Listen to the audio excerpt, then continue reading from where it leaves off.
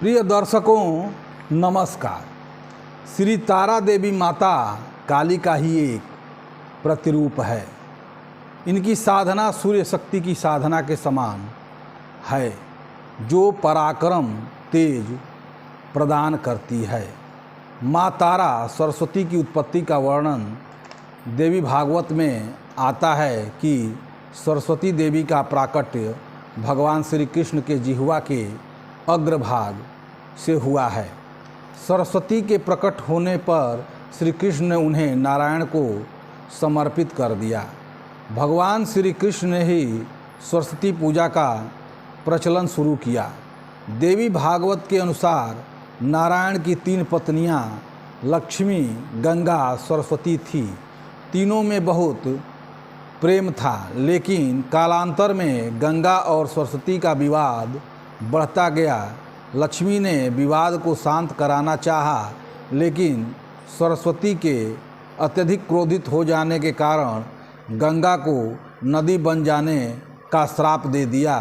इससे क्रोधित होकर गंगा ने भी सरस्वती को नदी होने का श्राप दे दिया। जब इस घटना की जानकारी भगवान श्री कृष्ण को हुआ तो उन्हें बहुत कष्ट हुआ और उन्होंने गंगा सरस्वती को आश्वासन दिया। गंगा को आश्वासन दिया कि तुम एक अंश से नदी और अन्य अंश से मेरे पास रहोगी। सरस्वती को आश्वासन दिया कि तुम्हें एक अंश से नदी बनकर रहना होगा, दूसरे अंश से ब्रह्मा जी की सेवा करनी होगी तथा शेष अंश से मेरे पास रहोगी। कलयुग के 5000 वर्ष बीतने के बाद तुम दोनों का शापोद्धार हो जाएगा।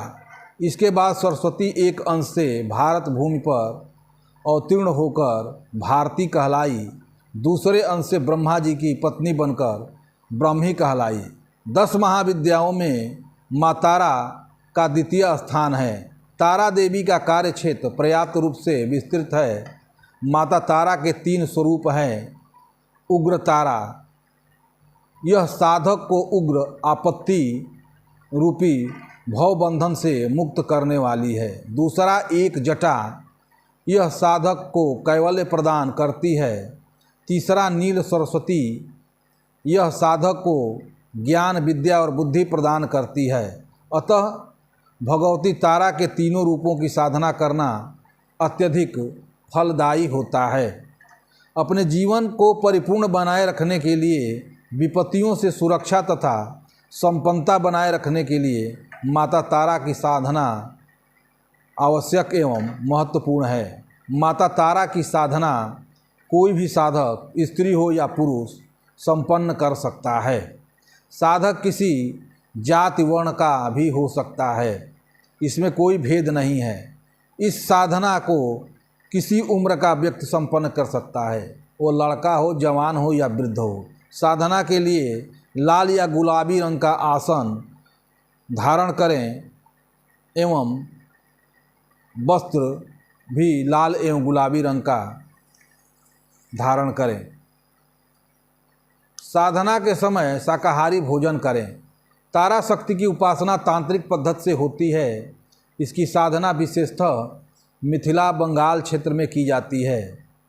यह ब्रह्म शक्ति है। तारा साधना सर्वप्रथम महर्षि वशिष्ठ ने की थी, इसीलिए तारा साधना को वशिष्ठ संहिता भी कहा जाता है। महाविद्या साधना वैदिक पद्धति की अपेक्षा तंत्रोक्त विधि से सरल है तथा शीघ्र फलदायी भी है। इसी कारण तारा शक्ति की तांत्रिक साधना का ज़्यादा विकास हुआ है। इनके साधकों की संख्या लाखों में है। महाकाल संहिता के कामकला खंड में भी तारा रहस्य का वर्णन है। इस शक्ति की उपासना रात्रिकालीन है। चैत्र शुक्ल नवमी की रात्रि तारा रात्रि कहलाती है। बिहार के सहरसा जिले के महिषी नामक ग्राम में उग्र तारा शक्ति पीठ विद्यमान है। यहाँ पर माँ तारा की एक जटा तथा नील सरस्वती की तीनों मूर्तियाँ विद्यमान है। कहा जाता है कि महर्षि वशिष्ठ ने यहाँ तारा की सिद्धि प्राप्त की थी बंगाल में सारा शक्तिपीठ है, वहाँ महर्षि वशिष्ठ को आग मुक्त पद्धति से तारा का संकेत यहीं प्राप्त हुआ था। यह स्थान उत्तर वाहिनी द्वारका नामक नदी के किनारे भयंकर श्मशान में स्थित है। यहाँ माँ तारा की प्रतिमा अति चमत्कारी एवं रहस्यमय है। मूल रूप से इस प्रतिमा में 2 हाथ हैं। भगवती बैठी हुई है नग्न रूप में, बाल शिव को अपने गोद में स्तनपान करा रही है। इस रूप का दर्शन प्रत्येक दिन रात्रि में 9 बजे से लेकर 9:30 बजे के बीच होते हैं। वहाँ लोग जो है लाइन लगाकर दर्शन करते हैं। यह वही शक्तिपीठ है जहाँ भैरव स्वरूप नाथ वामदेव को सिद्धि प्राप्त हुई थी। माँ का साक्षात दर्शन हुआ था। माता के साधना में लाल रंग के आसन, ऊनी या सूती प्रयोग किया जाता है। माता का पुरस्चरण 3 लाख जप होता है। दशांश 30,000 हवन, आहुति 3,000 तर्पण, 300 मार्जन, 30 ब्राह्मण या कन्या भोजन कराया जाता है। कुल 3,33,330 संख्या होती है। आसन पर बैठकर षोडशोपचार पूजन करें, ध्यान मंत्र जप करें तथा विनियोग, न्यास व कवच इत्यादि पाठ करें। साधना को रात्रि के अंतिम भाग ब्रह्म मुहूर्त में संपन्न करना सर्वोत्तम रहता है। रात्रि 8 बजे से 10 बजे के बीच समय भी यह साधना संपन्न कर सकते हैं।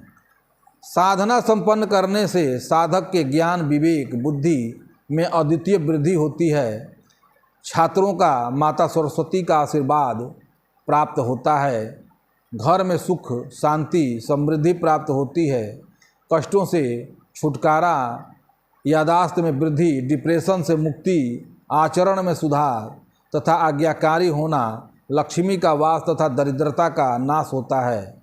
इसका मूल मंत्र है ओम ह्रीम स्त्रीम हूम फट। इस प्रकार इसका एक और मंत्र है ऐम ओम ह्रीम क्रीं हूम फट।